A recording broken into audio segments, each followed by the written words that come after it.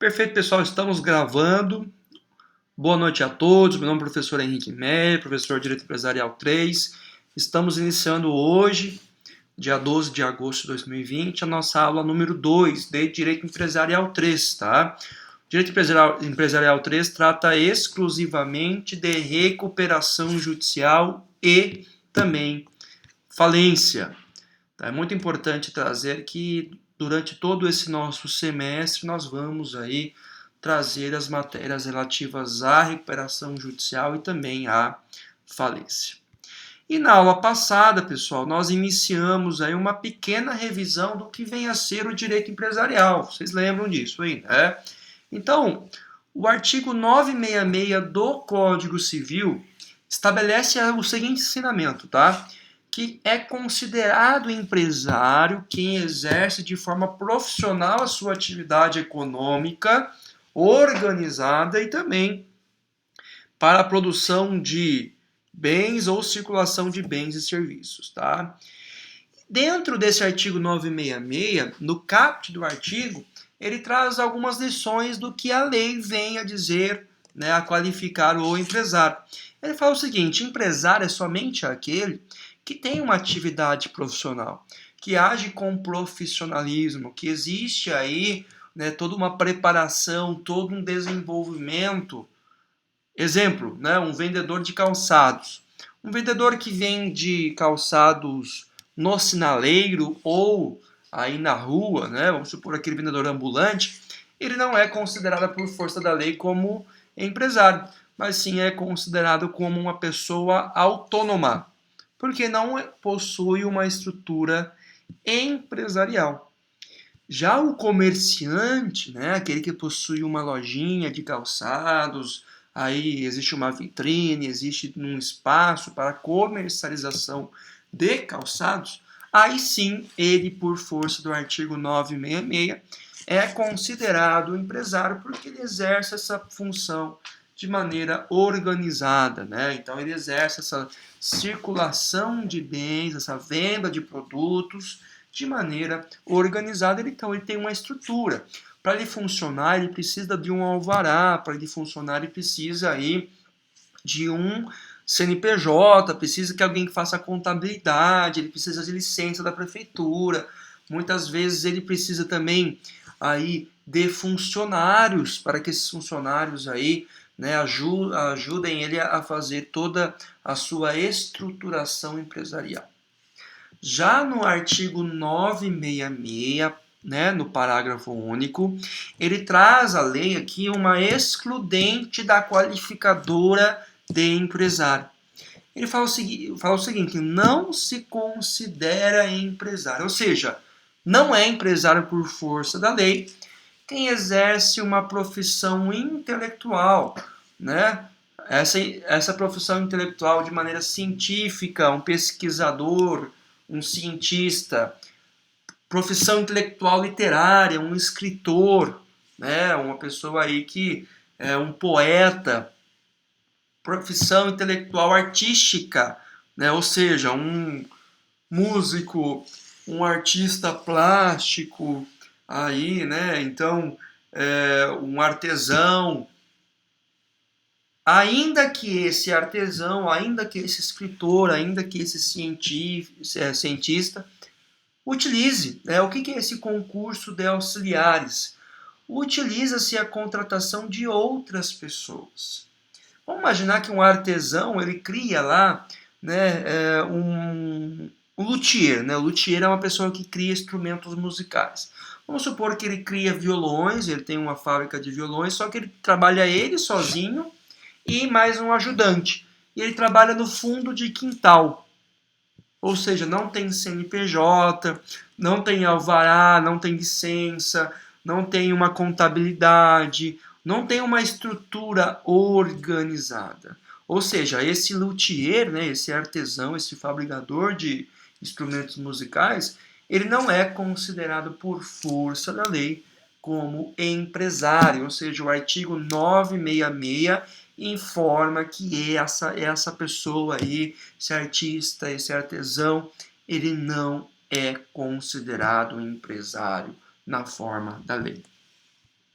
Perfeito, pessoal? Alguma dúvida em relação a isso aí? Nesse primeiro ponto em específico, vocês têm alguma dúvida? Está tudo ok? Podemos prosseguir?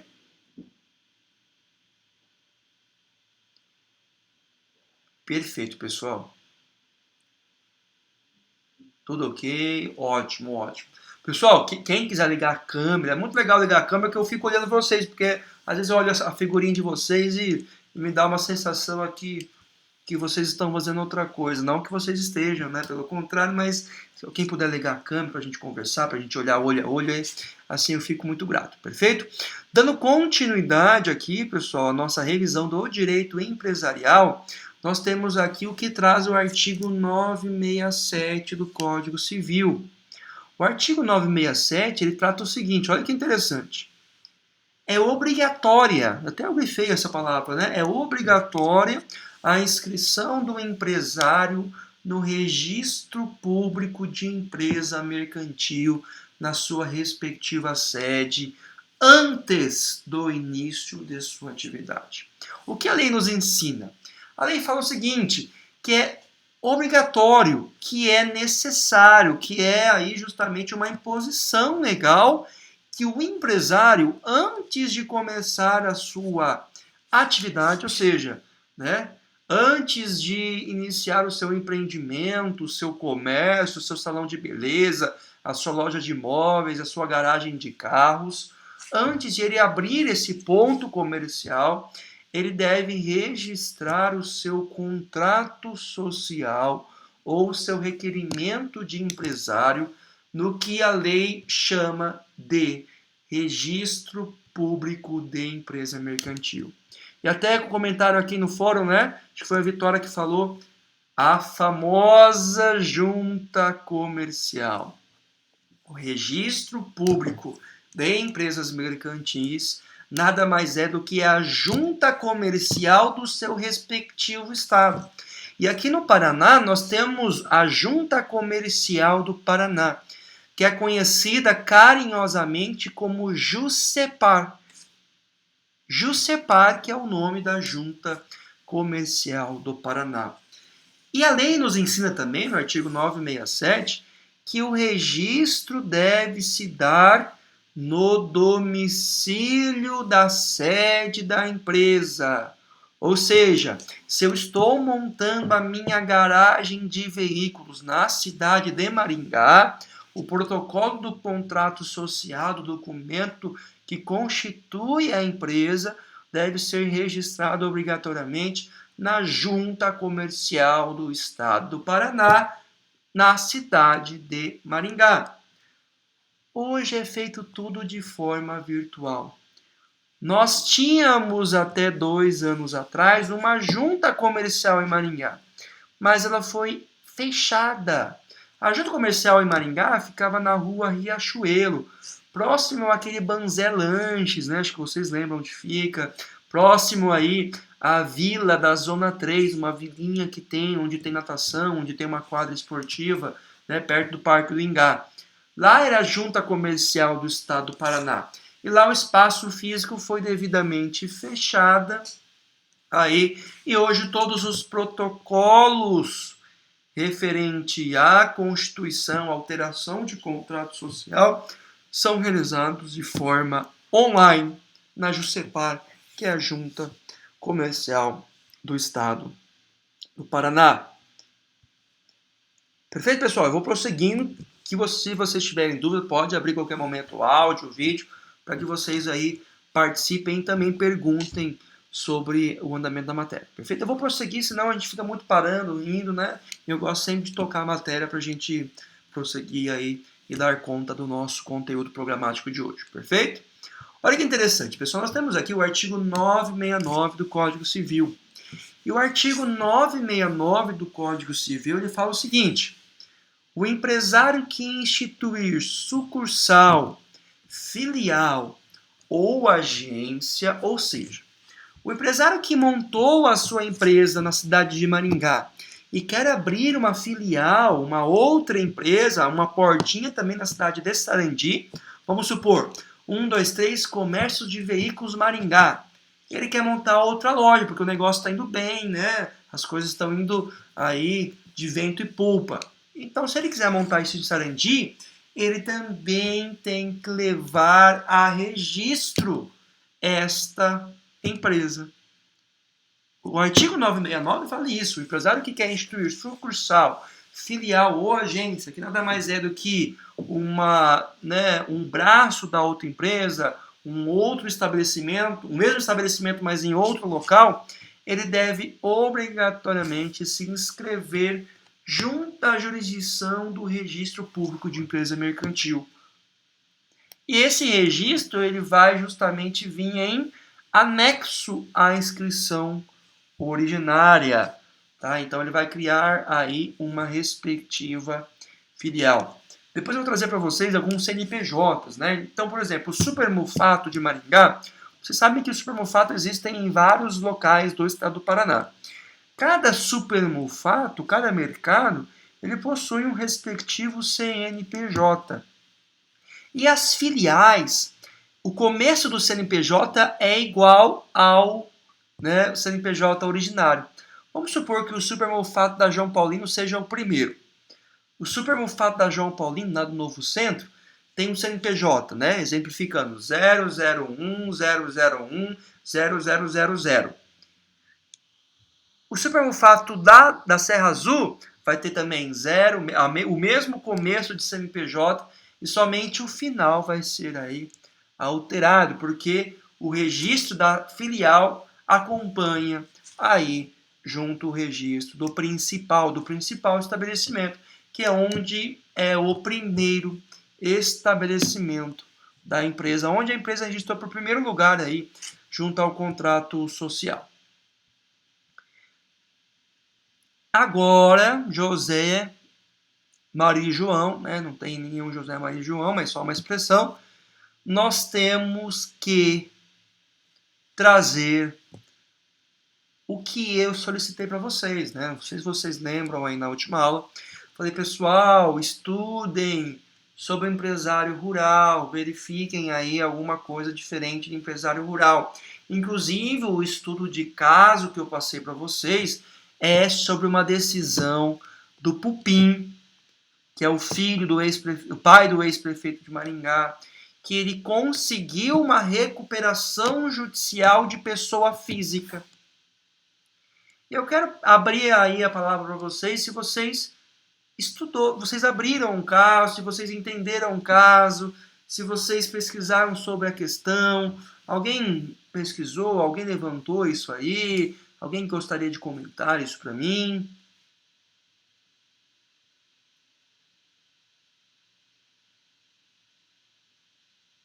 Vamos lá, gente. Professor, meu áudio está com problema. Vamos lá, Vitor. Ô, Vitor, seu áudio está cortando.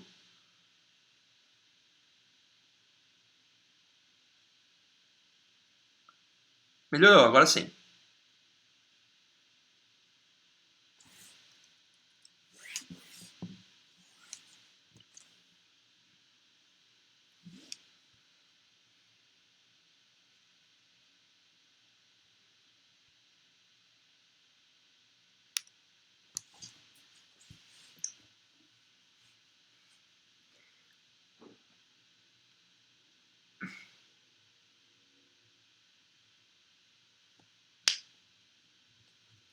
Perfeita observação, Vitor, é isso mesmo, tá? E hoje eu vou explicar de forma detalhada o que torna o empresário rural, ou seja, o agricultor, o produtor rural, o agropecuarista, o que torna ele diferenciado perante a lei.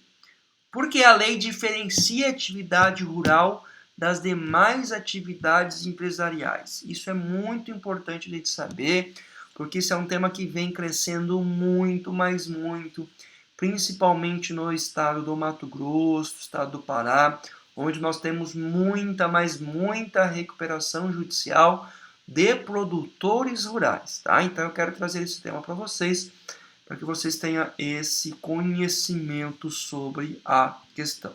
Perfeito? Então, começando do início, né, como sempre, nós temos que o artigo 971 do Código Civil, ele estabelece a seguinte menção. Olha que interessante. O empresário cuja atividade rural constitua como sua principal profissão. Aqui eu já abro um parênteses, eu quero que vocês peguem a caneta e o lápis e já anotem isso aí. O empresário rural que tiver a sua principal atividade no meio rural, ou seja, esse empresário não pode ter outra atividade comercial, não pode ser um comerciante, ter uma loja na cidade e plantar soja. Ele tem que ser exclusivamente um produtor rural, ou seja, depender 100% da atividade rural, não ter outra atividade em paralelo. Perfeito? Então, esse produtor que trabalha com atividade rural 100%, né, que é a sua principal profissão, pode, até grifei, olha que coloquei grande esse pode aí. O que é poder? Poder é ter a faculdade. O que é ter a faculdade? É ter a liberdade de escolha. Quando eu falo que quando a lei fala que pode, ela fala o seguinte, não, isso é facultativo. Isso é opcional. Ele pode ou não requerer. É uma escolha que cabe exclusivamente a ele querer ou não. Diferente de quando a lei fala dever.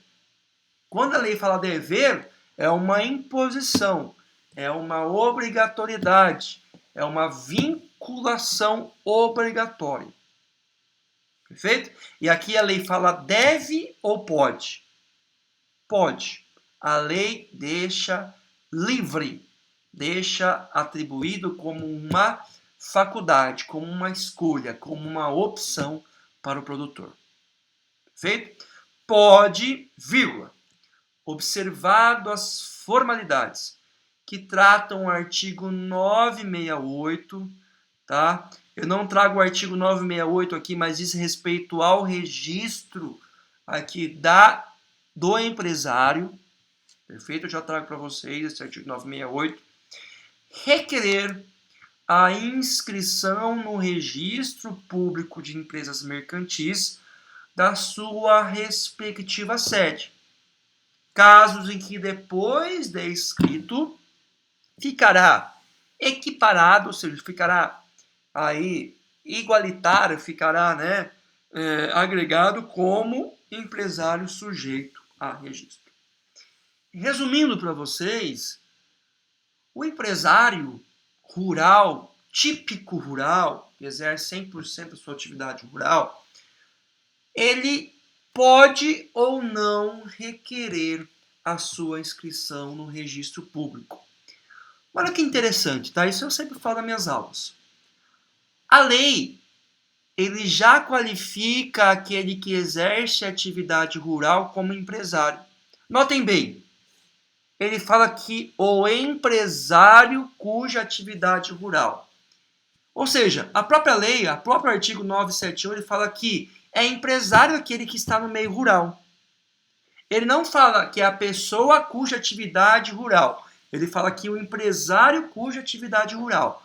Ou seja, já há uma vinculação de que aquele que exerce aí a função tipicamente rural é considerada por todos os efeitos como empresário e ele pode vir a requerer o seu registro ou não. Professor, mas por que a lei dá essa importância muito grande ao produtor rural? Pessoal, todos nós sabemos que nós vivemos num país de grandeza continental. Nós sabemos que o Brasil é um dos maiores produtores de soja e eu li até uma reportagem essa semana, 40% dos alimentos produzidos no mundo são produzidos aqui no Brasil. O Brasil alimenta 40% da população mundial, com produção de milho, soja, trigo, enfim, arroz, várias outras culturas importantes.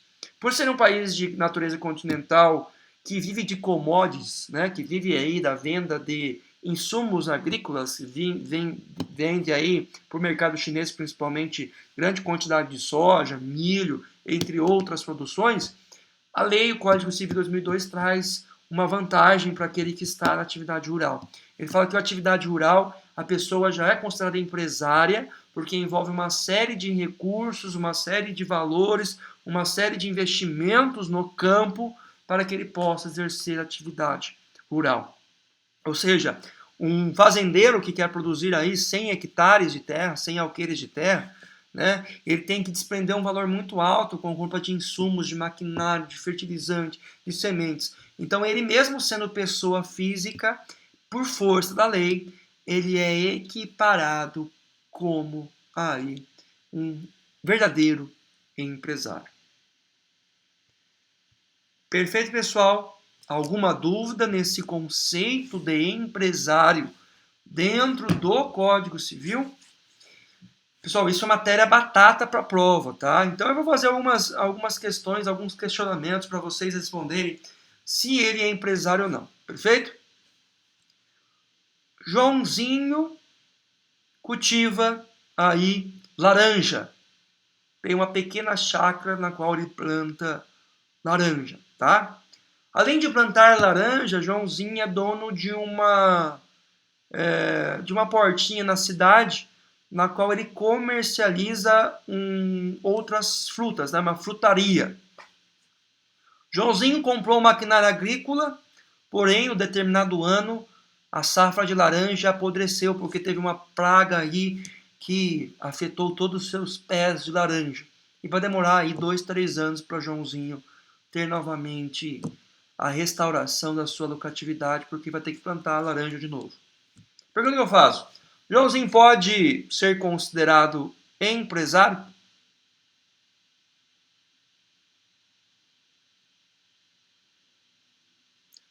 Perfeito, Valdevino. A resposta não, porque ele não constitui aí Proagro, é verdade. A Larissa trabalha no banco, né, Larissa? No Sicredi, Proagro é uma linha de crédito bem interessante, né? Sicredi, Cicobi, não sei que banco você trabalha, né?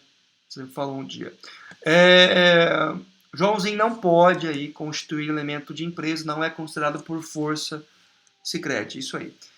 Legal, Larissa, legal. Não pode constituir, né, elemento de empresa, não é considerado empresário por força da lei, porque a atividade rural não é a sua principal atividade comercial. Ele não depende exclusivamente do campo, mas sim ele tem outra fonte de subsistência, que é a frutaria, que é a vendinha que ele tem lá na cidade. Outra questão. O nosso amigo Benjamin Antônio, grande latifundiário, possui aí 3.000 alqueires plantados de soja. Perfeito? Lá no Mato Grosso. 3.000 alqueires, é terra pra caramba. Ele foi surpreendido por uma invasão do movimento Sem Terra, que destruiu aí, né, o seu galpão, tomou posse do seu galpão, e ele não pôde aí naquele ano plantar aí a respectiva terra. Ele é considerado empresário por força da lei? Desculpa, ele só tem atividade rural, tá? Ele só tem atividade rural. Ele não tem outra atividade, outra subsistência. Vive exclusivamente do meio rural. Perfeito, pessoal. Não tinha falado aí a palavra-chave, né? Mas vocês entenderam agora, né? O empresário rural, né, cujo isso seja a principal atividade aí, pode requerer o registro na junta comercial. Ou seja, mesmo ele não requerendo, ele é considerado empresário rural. Se ele requerer, ele também é considerado aí empresário rural. Perfeito, pessoal? Podemos prosseguir? Ok, então. Então vamos prosseguir.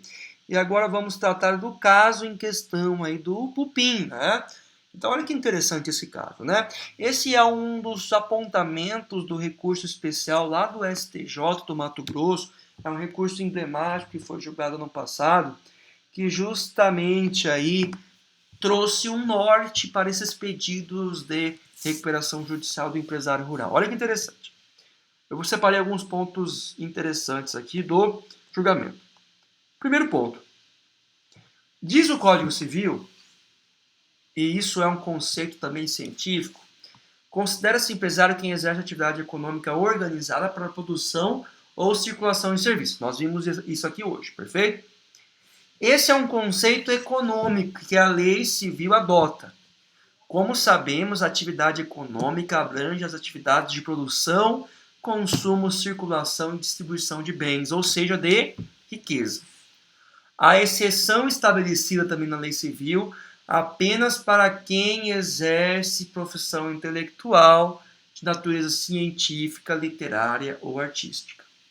Diz mais o Código Civil. Primeiro, nós vimos aí hoje, né? É obrigatória a inscrição do empresário no registro público de empresa mercantil, cuja respectiva sede antes do início de sua atividade.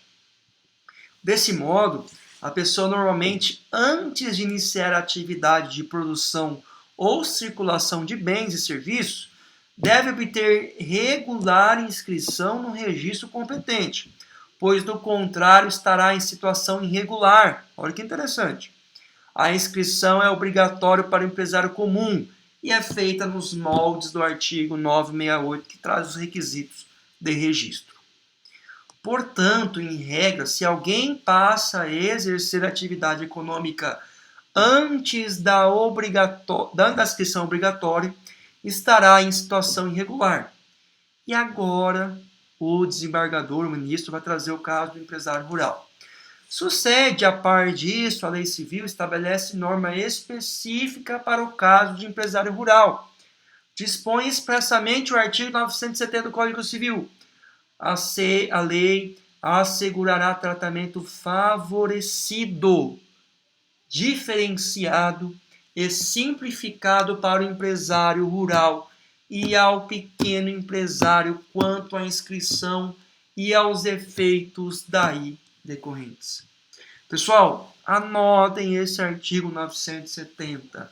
O empresário rural e o empresário o pequeno empresário possuem um tratamento diferenciado na lei. Não é à toa que o pequeno empresário tem uma tributação diferenciada do grande empresário.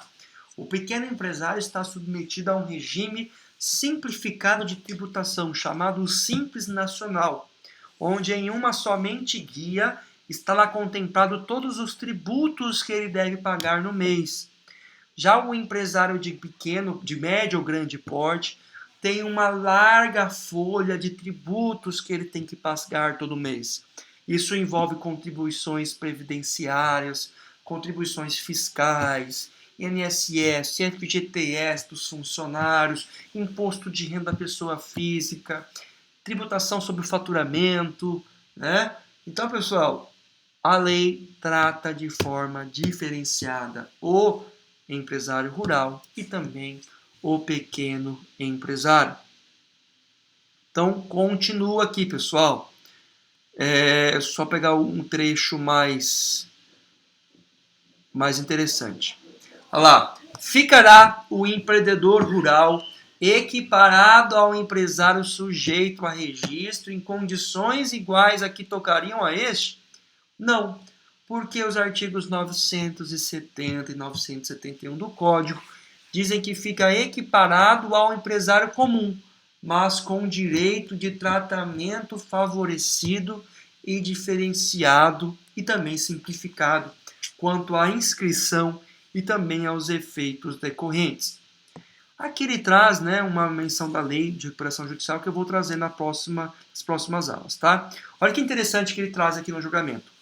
Na hipótese lá do Pupim, houve um empréstimo superior a 100 milhões de reais.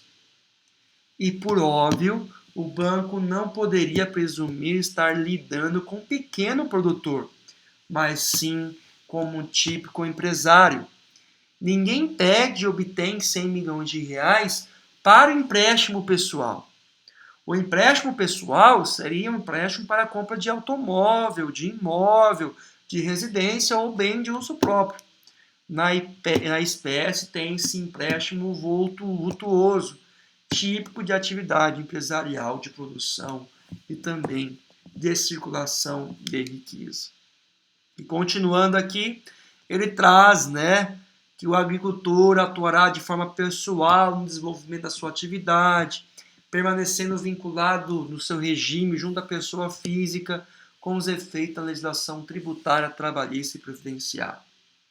Ou seja, pessoal, nós temos aqui que, em virtude do grande volume de dinheiro empregado na atividade rural, essa pessoa física, portadora de um CPF e não de um CNPJ, conseguiu obter perante a justiça o direito de entrar com a recuperação judicial, uma vez que ela comprovou que é empresário rural de fato e que obrigatoriamente aí, por ser empresário rural, o Código Civil estabelece um tratamento diferenciado, ou seja, não se traz a necessidade, não se traz a obrigatoriedade de, antes da atividade empresarial rural, ter o registro na junta comercial. Porém, conforme o Vitor explicou no começo, quando eu abri a oportunidade de vocês falarem que vocês entenderam o julgamento, antes de protocolar a recuperação judicial, essa pessoa teve que fazer o seu registro. Perfeito? Mas mesmo ela não tendo registro anteriormente, ela é, sim, considerada um empresário rural, mesmo não tendo CNPJ. Essa é a única possibilidade de, mesmo não tendo CNPJ, eu conseguir pedir uma recuperação judicial. Perfeito, pessoal? Alguma dúvida?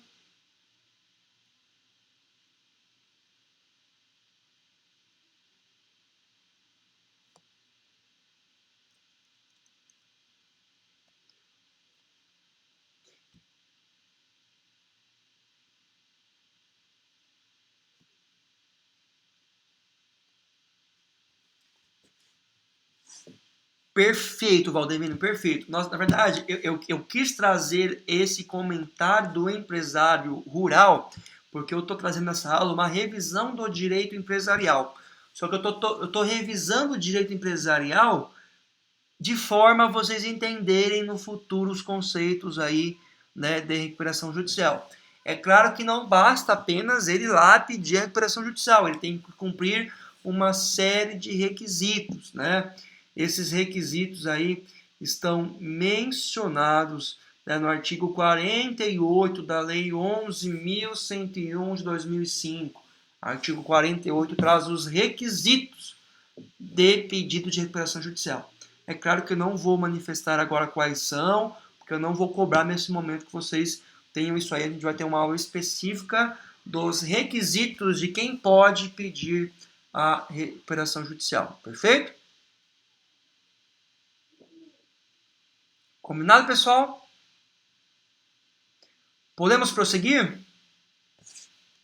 Então, dando continuidade à nossa aula, agora nós vamos trazer aqui a evolução do chamado direito falimentar. E eu até brinco com meus alunos, O que é o tal do direito falimentar? Uma vez aí eu ouvi uma piada de um professor, universitário, no YouTube, que ele diz o seguinte: direito falimentar é quando você acorda de madrugada, está faminto, está morrendo de fome, e você abre a geladeira e assalta a geladeira, Porque se chama direito falimentar, porque é o direito de alimentar. Não é isso, pessoal, não tem nada a ver com alimento, com fome, com saciar a vontade aí de comer, tá? Com alimentação. O direito falimentar, pessoal, procede da respectiva falência. E a falência vem do termo em latim falare. ou falere, né? Que nada mais é do que faltar, enganar, faltar a confiança, incorrer em culpa ou obter uma respectiva falha. Pessoal, quando uma empresa entra em recuperação judicial ou ela solicita a falência, que nós vamos ver depois na aula que vem a diferença, sempre há um motivo, sempre há um fato em questão da qual trouxe a consequência para o pedido de recuperação judicial e falência. Quando se pede-se uma falência, é porque durante a vida da empresa ou do empresário rural, né, que nós verificamos, houve um fator, houve uma falha gerencial, houve uma consequência na qual faltaram um zelo, faltaram a preparação, faltaram com um preparo aí da empresa em enfrentar uma crise econômica. Ou essa falta é uma falta organizacional, ou essa falta é uma falta de recursos, ou essa falta é um acontecimento que aconteceu aí no mercado, uma crise, queda do dólar, aumento do dólar, rescisão de contratos de importação e de exportação. Enfim, pessoal, há uma consequência. E o fato de ter uma consequência, né, gera aí uma coisa muito grave, que é essa empresa falta recurso para pagar os credores. Uma empresa entra em recuperação judicial e falência não porque ela quer, porque de certo modo isso atingiu um grau tão elevado que muitas pessoas estão deixando de receber o que está contratado, o que está combinando entre as partes. Vamos supor aqui a recuperação judicial da Latam, que eu citei aí, que foi promovida no início do mês passado, né? Latam Linhas Aéreas entrou para ser a quarta maior recuperação judicial do Brasil. Tem um amigo meu que trabalha na Latam e até mandou um WhatsApp nessa semana e está preocupado por conta do recebimento da sua verba rescisória. Ele fala: Henrique, eu estou aqui em viagem na Latam, eu não sei se é a última viagem, se vai manter a viagem, só que eu estou com medo deles me mandarem embora e deles não conseguirem cumprir o pagamento da minha rescisão. E eu disse para ele: a preocupação é totalmente válida, a preocupação é totalmente coerente. Talvez vai faltar recursos, né, disponíveis para pagamento aí da demissão em massa que vai acontecer da Latam. Pessoal, falência, falimentar, diz respeito justamente a essa falta, essa enganação, né? Essa falta de confiança. Perfeito, pessoal?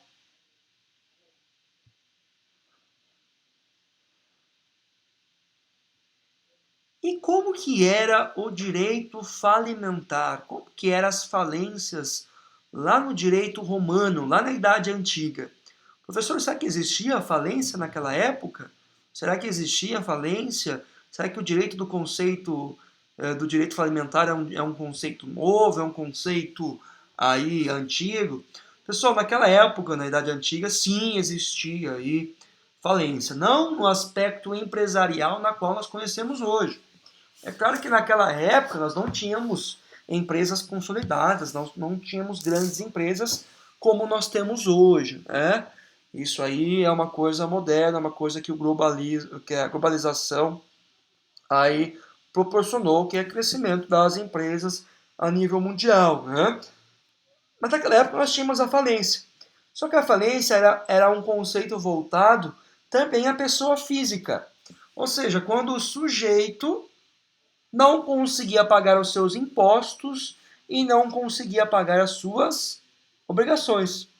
Vamos supor que naquela época lá o João da Silva comprou um gado lá, um boi, comprou lá um pedaço de terra, contratou um serviço, etc. e tal.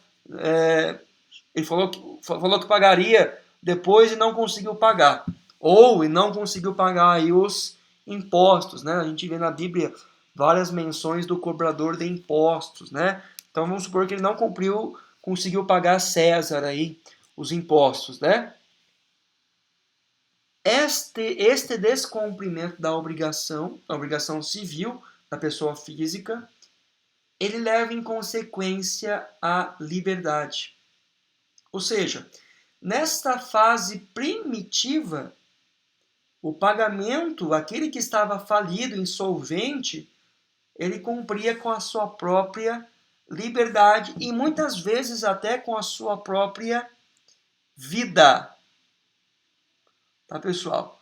Então, se eu contratei lá, se eu fiz um acordo com fulano de tal e não consegui pagar, eu vou ter que pagar de que jeito?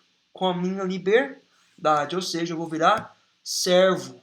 Eu vou virar como se fosse um escravo para o meu credor, para a pessoa que tem por direito receber.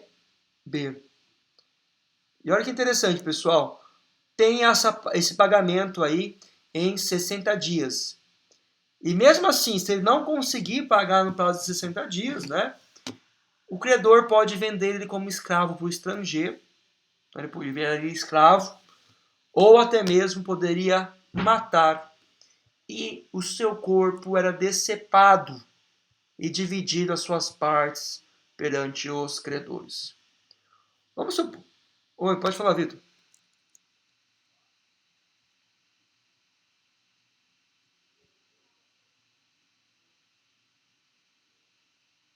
Então, olha que legal, né? Vitor, você me deu uma ideia muito interessante. Não sei quem perguntou hoje sobre algum tema de direito empresarial para escrever aí para o TCC, né? Olha que tema fantástico que a gente pode criar. Hoje se discute muito a questão do crescimento, da participação das mulheres no mercado de trabalho. Hoje eu falo que, embora haja muita violência doméstica, muito mais contra a mulher do que contra o homem, haja às vezes um desequilíbrio, haja às vezes o mercado de trabalho pagando menos para a mulher, né?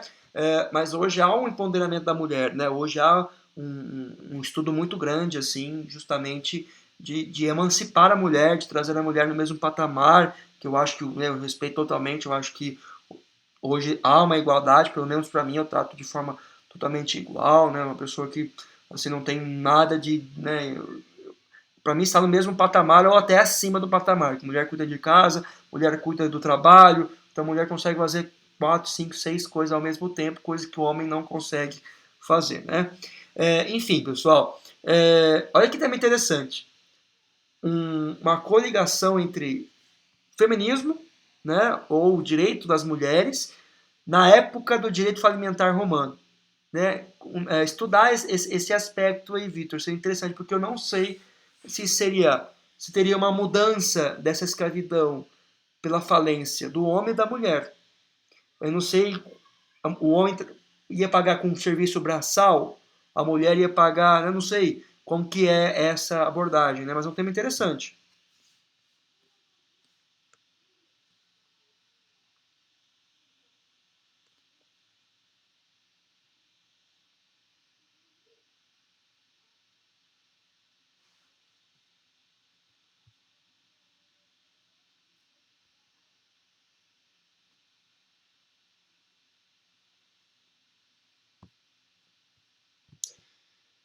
Eu acho que infelizmente nessa época eu acho que era possível, tá? Por conta aí de várias questões sociológicas, né? Então, de evolução eu não, é,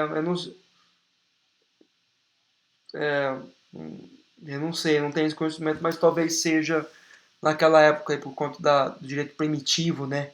Que tinha, né? De uma forma, do direito da personalidade não ser um direito desenvolvido, a moral não ser desenvolvida, talvez era possível sim, infelizmente. Claro, claro, Valdemir.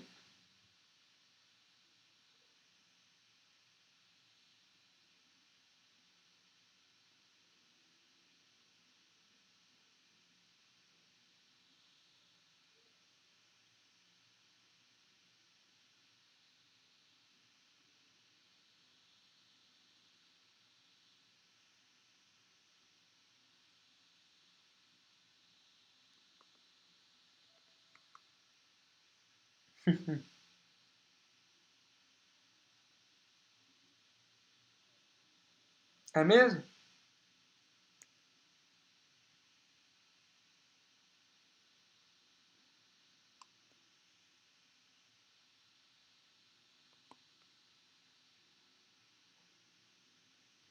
Poxa.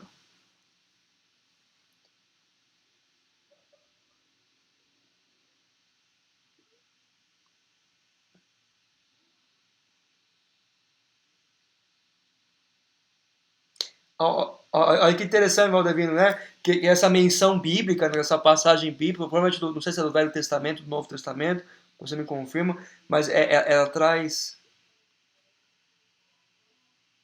Velho Testamento. Olha que legal, ela traz aqui as raízes do direito romano, né?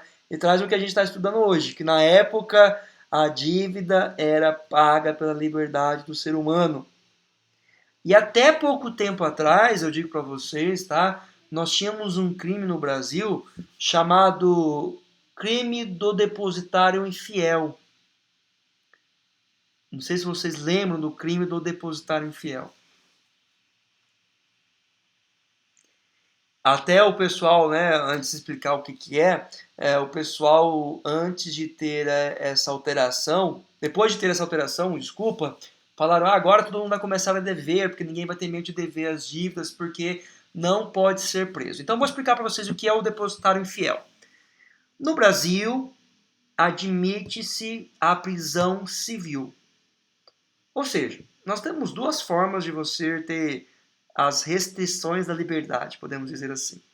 Uma, da matéria do nosso querido William Sancel, são as tipificações criminais, né? Que são os crimes, os delitos previstos no Código Penal, perfeito? E nas demais leis aí de matéria penal. Mas não é só de penal que vive a prisão. Isso eu inventei agora, tá? A prisão vive também de um crime chamado crime do devedor de alimentos. O crime de devedor de alimentos, dever alimentos não é crime penal.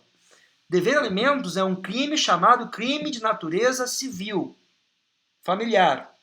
Ou seja, se eu tenho uma obrigação com a minha cônjuge ou minha ex-cônjuge, que eu devo prestar alimentos para ela ou para o meu filho, se eu deixo de pagar o valor correspondente que foi fixado pelo juiz ou convencionado pelas partes e homologado pelo juiz, eu corro o risco de ser preso.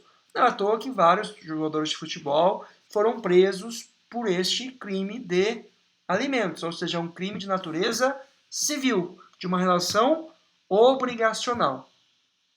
Não me recordo o tempo que foi revogado, mas eu busco para vocês isso aí. Há pouco tempo atrás, cerca de 10, 15 anos atrás, nós tínhamos o crime do depositário infiel, que era nada mais do que a possibilidade daquele que não honrasse com o compromisso de pagamento ser preso. Olha que interessante. Isso quem alterou foi o Pacto São José da Costa Rica, um pacto de direitos humanos aí que alterou, tá? O direito, o direito do credor naquela época era exigir, em caso de não cumprimento da obrigação do depositário fiel, que esta pessoa seja aí justamente ceifada a sua liberdade, presa, né, por conta desse crime. Perfeito, pessoal? Então é uma das raízes do direito romano. O crime do depositário infiel é uma das raízes do direito romano, assim como o crime também de alimentos é uma das raízes do direito aí romano, na qual quando a pessoa não consegue cumprir com as suas obrigações, se torna falida, né? Ela tem aí o risco de ter a sua liberdade cessada por conta disso aí.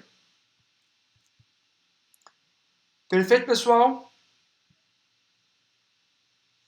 Dando continuidade à nossa matéria, e o nosso tempo passa como fosse aí, né? Não sei o que acontece. Passa, né? Rápido, mas infelizmente, mas vamos lá, pessoal. Nós temos uma alteração, né? Uma mudança muito significativa do direito fragmentar lá na França, na chamada Ordenações de 1673, tá? O que aconteceu? Lá começou-se, né, através do Código Comercial francês, trazer uma transformação do devedor comerciante.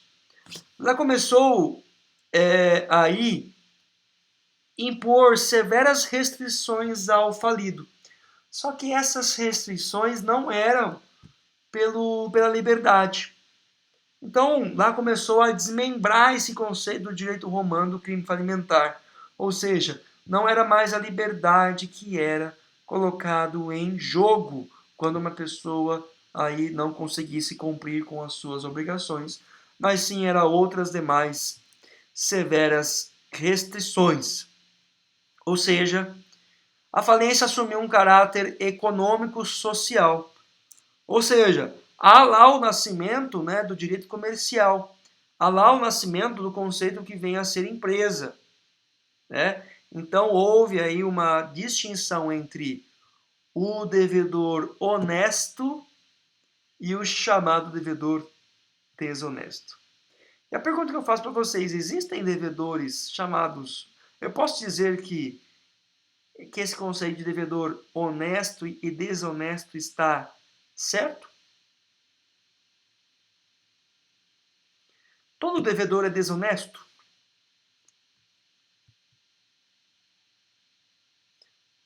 Sim, sim. Não, fica até. Marcos, não.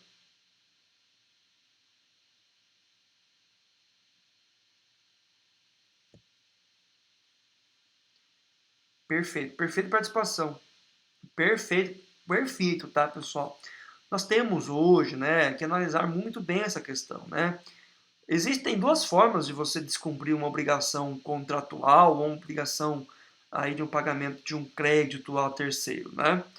Uma forma é você se eximir da responsabilidade por conta de um fato que acontece na sua vida. Vamos supor que um familiar é cometido por uma doença grave e você precisa dispor de todos os recursos financeiros necessários para você salvar a vida desse familiar ou dar condições aí de recuperação. Ou seja, é claro que outras obrigações de pagamento vão ser colocadas aí em segundo plano, né? O que tem sim em primeiro plano é a sobrevivência do ente querido. Então, nesse caso, eu digo que o não cumprimento das obrigações do pagamento se torna aí um fator de estado de necessidade, um fator de força maior, né? Uma questão aí justamente justificável. Mas é claro que existem pessoas que constituem dívidas e não honram essas dívidas de forma proposital.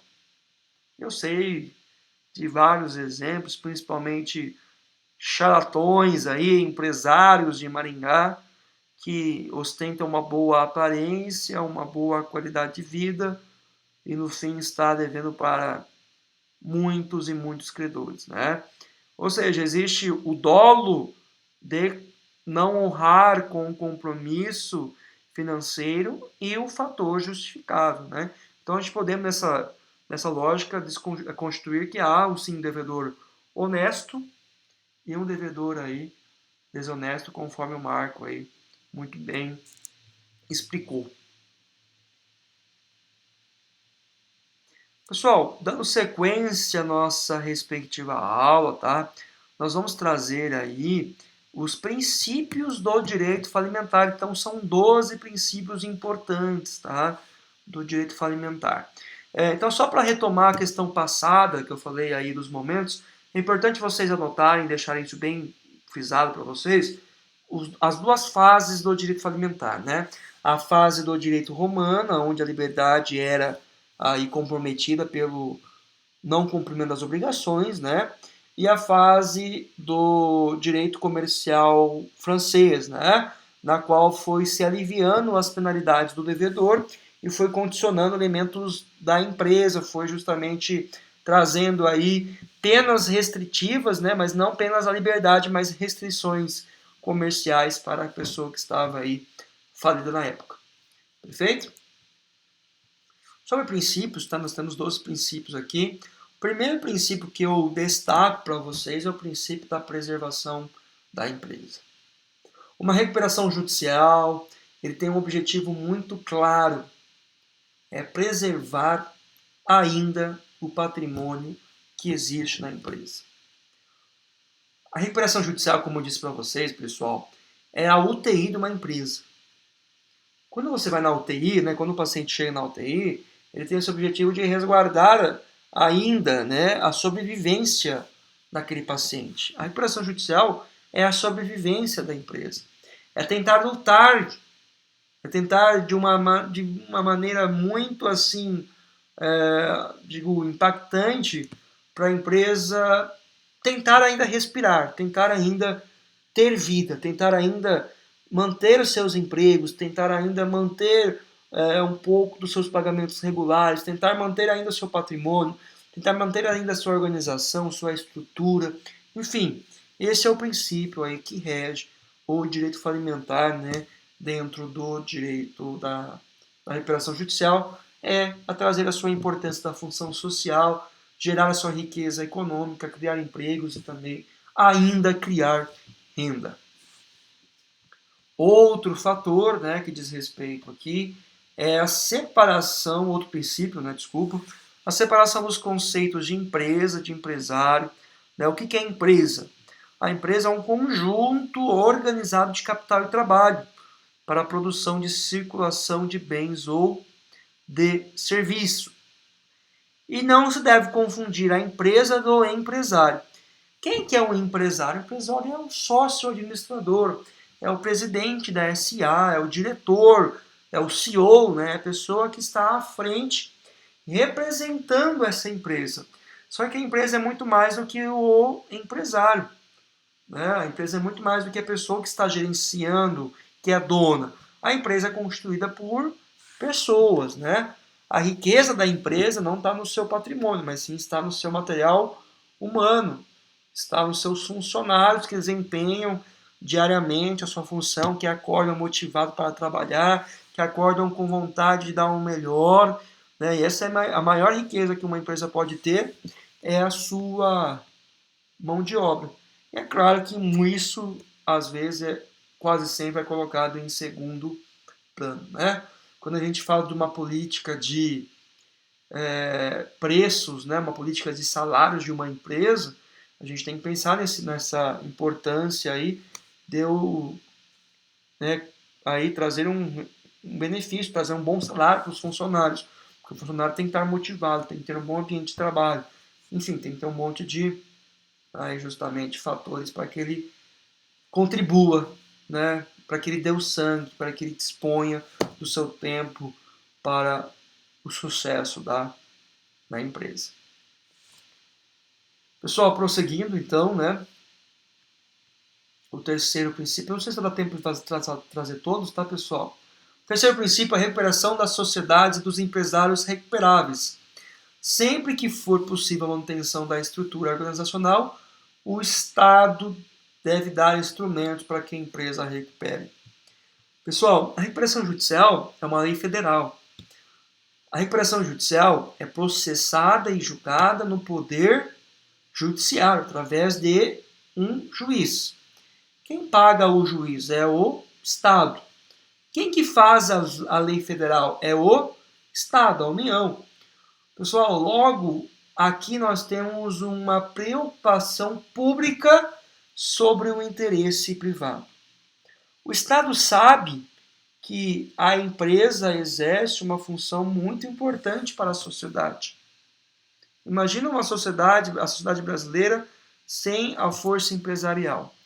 Sem as empresas que empregassem aí 2.000, 3.000, 4.000, 5.000 funcionários. O Estado ele traz aqui nesse momento, uma necessidade, através da Lei 11.101 de 2005, em trazer uma força, um direito da empresa em pedir recuperação judicial.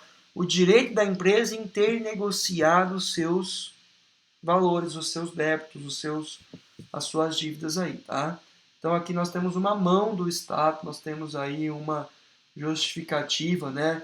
um braço forte do Estado para que auxilie essas empresas a se recuperar. Outro princípio é a retirada do mercado de sociedades ou de empresários não recuperáveis. Pessoal, esse princípio se aplica às falências.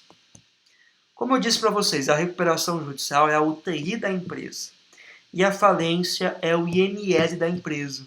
Ou seja, a falência é o necrotério da empresa.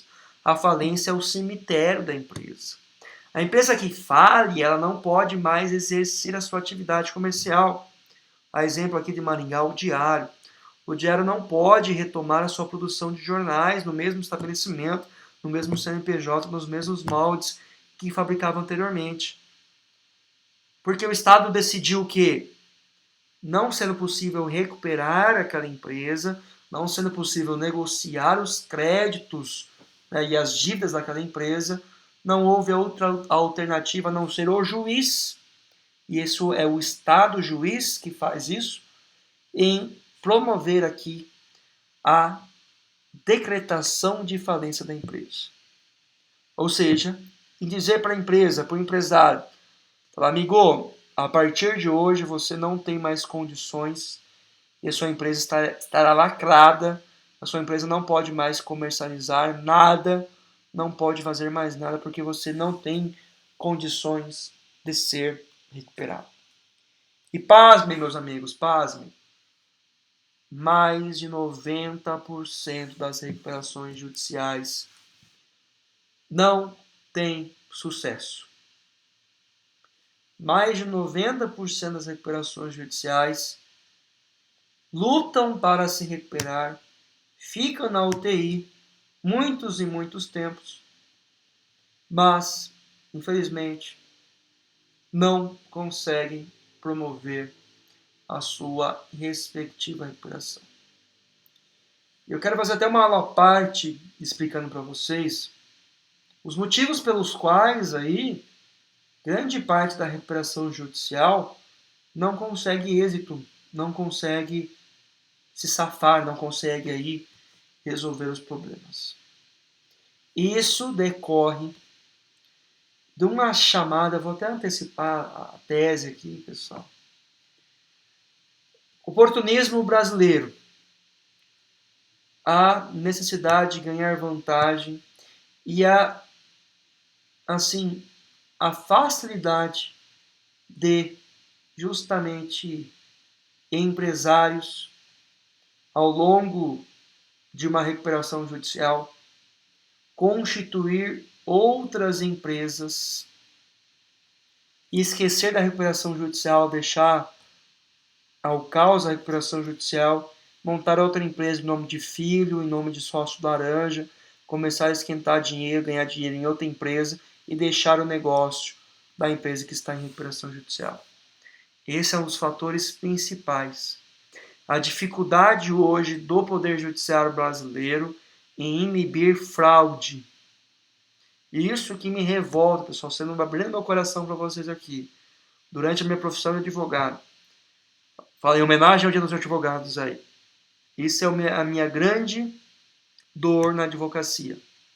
Eu ter um título executivo, ter um cheque, ter uma nota promissória, ter uma cédula de produto rural, saber que a pessoa tem bem, saber que a pessoa vive numa condição muito boa, anda de Porsche, anda num casarão aqui na Zona 4, na Zona 2, na Zona 7, e ela não cumprir com as suas obrigações porque ela limpou tudo do nome dela e passou para um terceiro e ela estava bem bom, não me paga, não paga aí outros credores. Enquanto aí o Poder Judiciário ficar aí não tendo uma estratégia, não tendo uma expertise, não tendo uma investigação igual o Ministério Público tem, igual as operações Lava Jato tem, para inibir essas falcatruas, vai ter muita gente que vai ser, né, terminando a aula aí, devedores desonestos. Pode falar.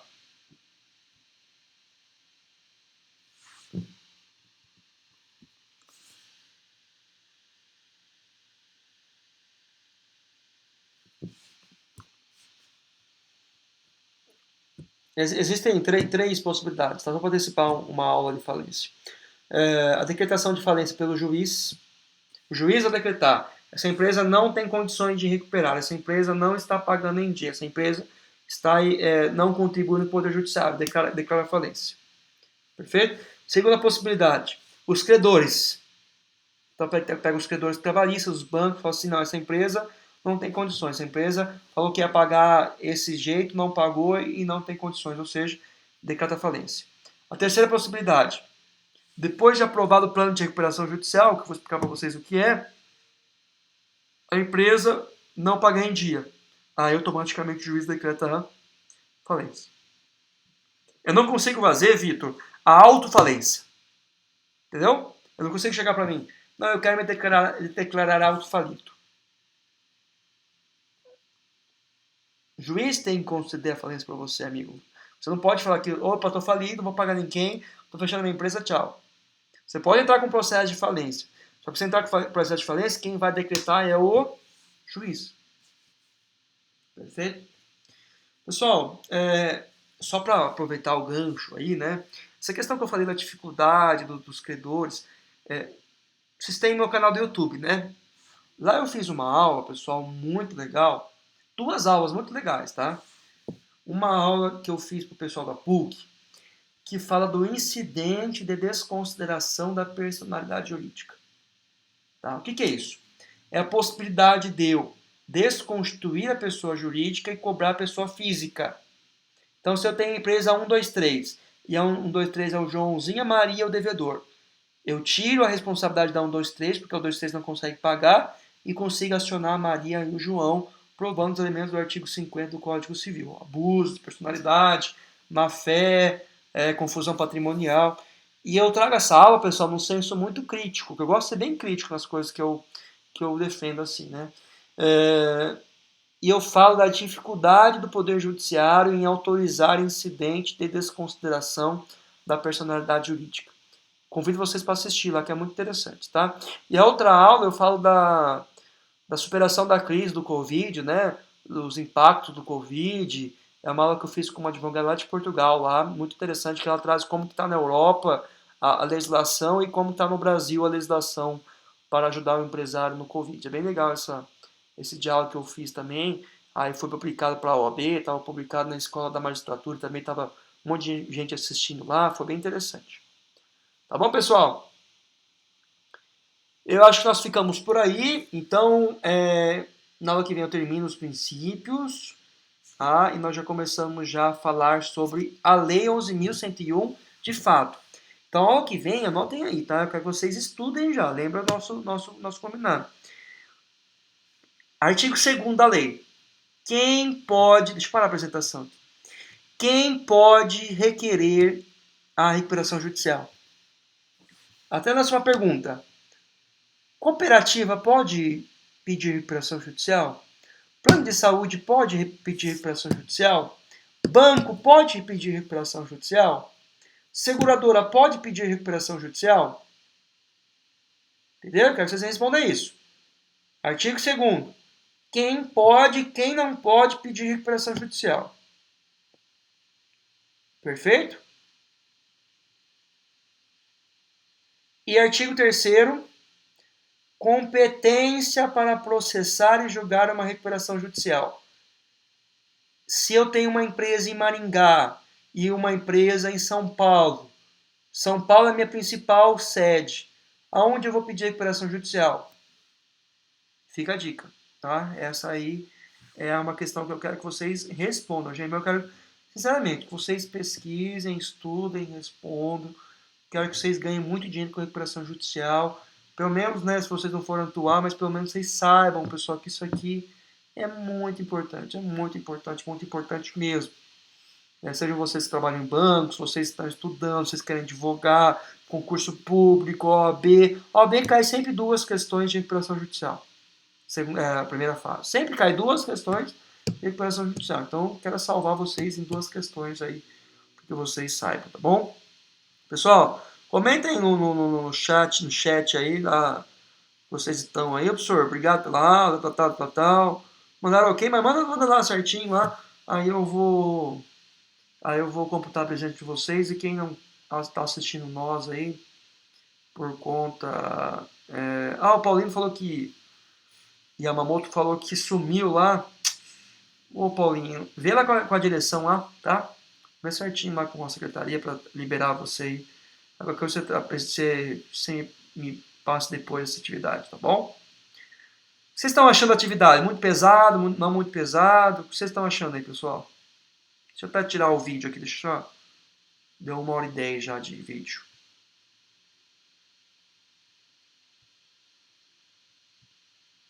Deixa eu pausar aqui.